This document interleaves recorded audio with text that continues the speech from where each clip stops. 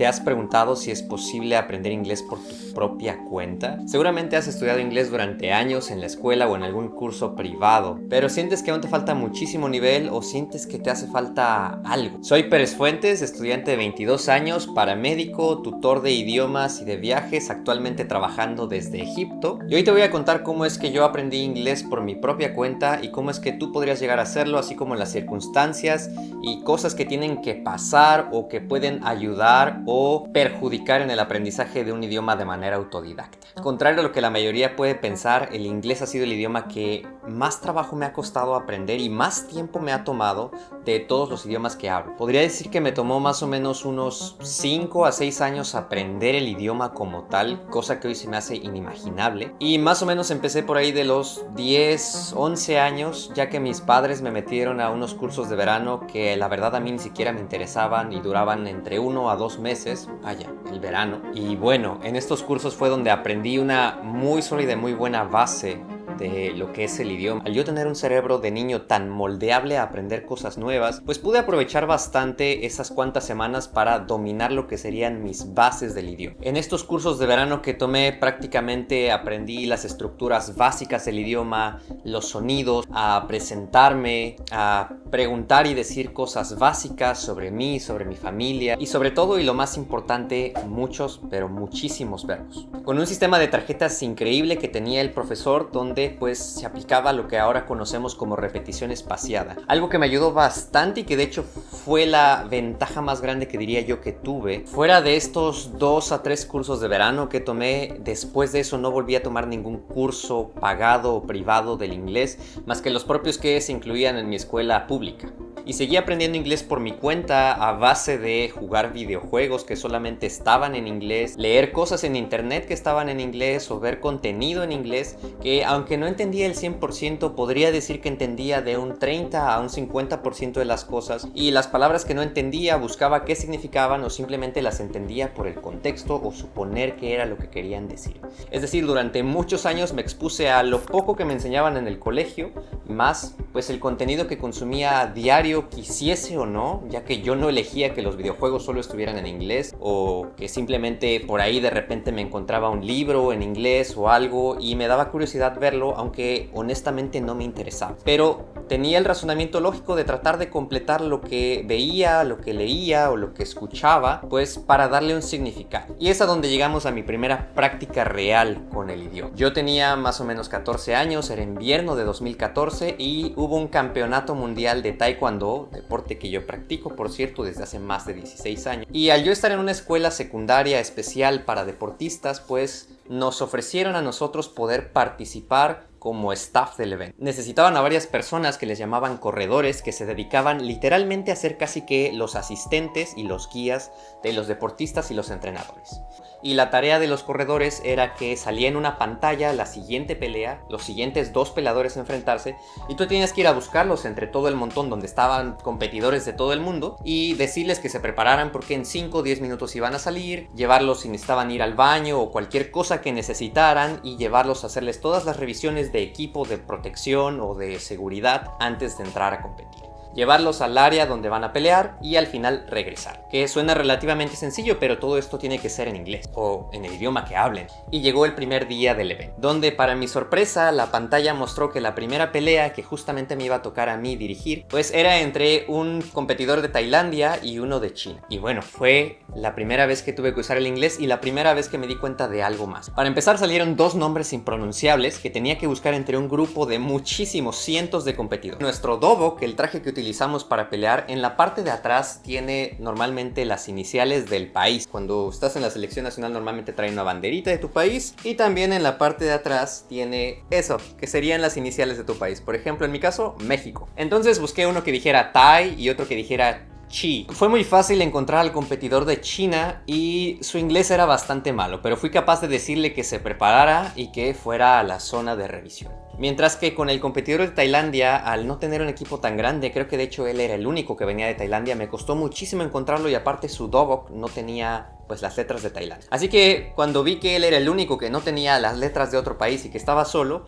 intenté pronunciar su nombre y me dijo así. Y me di cuenta que mi maravilloso inglés y la razón por la que me habían contratado, aún así no me había servido de nada. Este chico de Tailandia no hablaba nada de inglés y su entrenador tampoco, por ende tuve que comunicarme como yo pudiese, con las manos y con gestos, como de tú ven conmigo acá a pelear. Y bueno, entendió, se levantó, vino con sus cosas y fuimos a la revisión. Igual forma para la revisión donde había que ver que trajeran todos los protectores, pues todo tuvo que ser por manos. Le dije como de ven, protectores, y todo fue por señas. Y pues me di cuenta que incluso una persona que no hablara inglés pudo haber comunicado lo que había tenido que comunicar.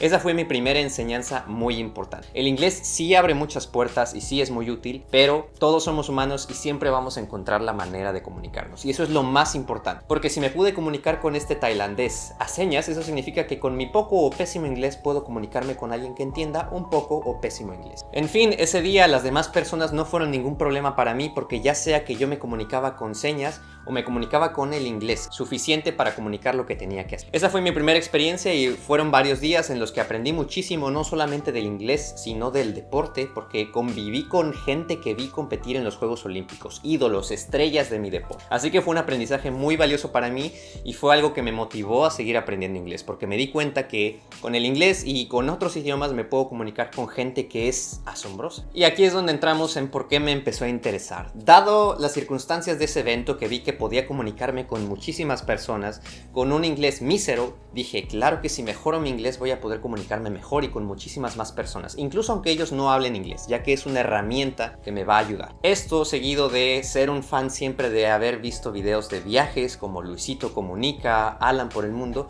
y que siempre vi que estas personas hablaban inglés y podían beneficiarse en los viajes de ellos. Entonces yo veía como si quiero viajar como ellos, si quiero hacer lo que ellos hacen un día, tengo que hablar y mejorar mi inglés. Entre ese periodo de 2014 a 2017 fue que empecé a hacer un poco más de cosas para poder mejorar mi nivel de inglés, ya que en ese punto me empezó a interesar un poco más.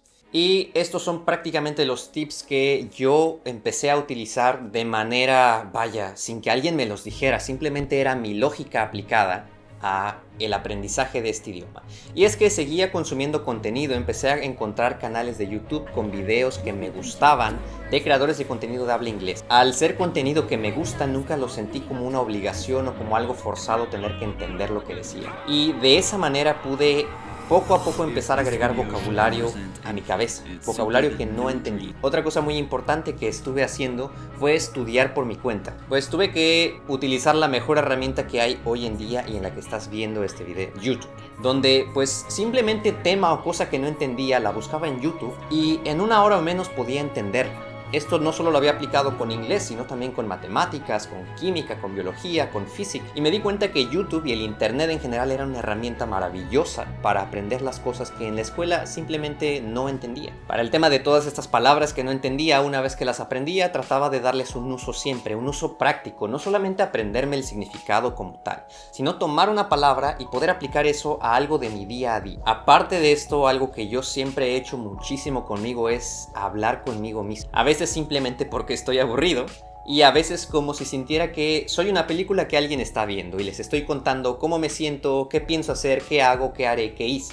Esto puede sonar raro, pero tal vez muchos de ustedes lo hagan y si no, les recomiendo encarecidamente que lo hagan. Porque si de por sí estoy seguro que tiene ventajas hacerlo en tu propio idioma, en inglés o en cualquier otro idioma eso va a ser mucho mejor, porque al no estar en un país donde se hable el inglés o expuesto al inglés en mi día a día viviendo en México y en una ciudad que no era turística, la única manera de tener experiencias reales de hablar inglés y darme cuenta de qué cosas podía decir y cuáles no, para que las que no supiera decir poder aprender cómo hacerlas, era hablar conmigo mismo en inglés. Entonces transformé ese pensamiento y esa habla solitaria o charla conmigo mismo al inglés.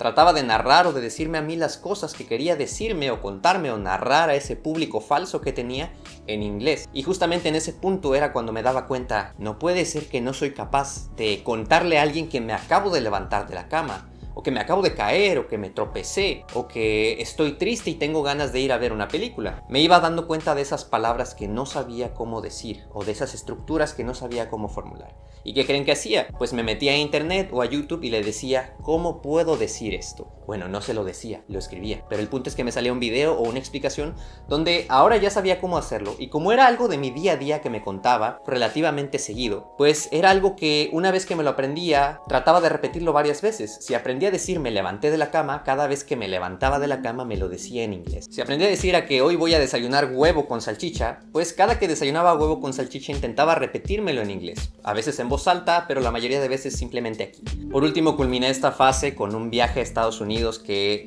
de regalo de cumpleaños y junto con mis ahorros pude convencer a mi papá de que me pagara un vuelo muy barato. Pues mi primo se fue con su familia a Estados Unidos y pues a mí se me ocurrió que de verano, como iba a cumplir años y no iba a hacer nada en especial, podía aprovechar y decirle a mi papá, me da 5,000 pesos, que en ese tiempo costó 5,000 pesos el vuelo, me da 5,000 pesos para ir a visitar a mi tío y a mi primo y practicar mi inglés. Cosa que aceptó y sé que no todo mundo puede hacer, pero yo tuve el beneficio de que sí se pudo y que tuve esa gran posibilidad. Aunque no hubiera pasado eso, sé que de alguna u otra manera hubiera terminado hablando inglés, pero bueno, fue algo que tal vez dio un pequeño impulso. Y estuve más o menos durante casi 2 meses en Estados Unidos, aunque la mayoría del tiempo estuve con mi familia y con mi primo hablando en español, pero sí que tuve la experiencia por fin de, pues mientras no estaba con ellos durante el trayecto, el regreso y en otras situaciones, tener que depender mera y puramente del inglés. Cosa que es lo más recomendable hacer, pero que vaya, no siempre es posible. Pero si lo puedes hacer, puede ser una ventaja muy útil y algo que le dé un boost a tu aprendizaje. Ahora, ¿cuáles son o cuáles serían las ventajas y desventajas de seguir estos métodos de aprendizaje autodidacta?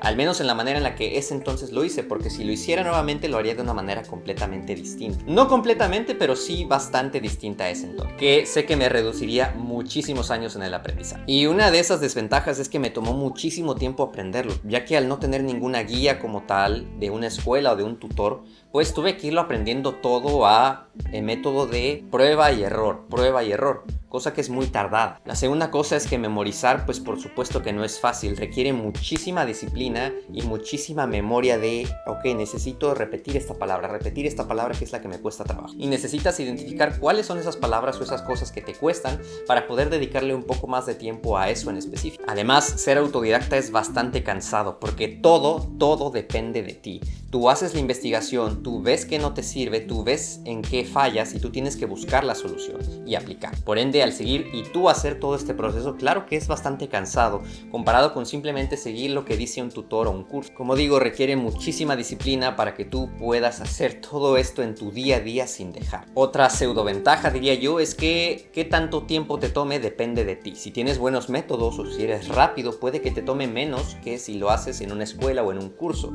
donde puedes depender del tutor o del grupo. Al final, como ven, es posible aprender inglés sin ir a un curso o a una escuela. Yo, al empezar desde niño, no tuve a nadie a quien seguir porque nunca nadie me lo dijo. Simplemente hice lo que yo creí necesario, lo que me enseñaban en la escuela y lo que me decían mis papás. Por eso es que si yo tuviera que volver a aprender inglés, lo haría de una manera muy diferente y sé que me tardaría muchísimo menos. Por cierto, si les interesa ver cómo es que yo aprendería inglés, si lo tuviera que aprender desde cero, pues suscríbete, deja un like y comenta qué quieres. Otra cosa que quiero aclarar antes de terminar es que tomar un curso o ir a una escuela de inglés no es malo. Siempre va a ser bueno tener a alguien que nos guíe o que nos apoye de una manera eficiente y rápida. Lo que es importante es que el dinero que pagues por esos cursos de verdad muestre resultados y valga la pena. Porque si vas a pagar por algo que te va a atrasar o que no te va a dar lo que tú mismo te puedes dar, entonces creo yo que honestamente no vale la pena. Nos vemos en el siguiente video.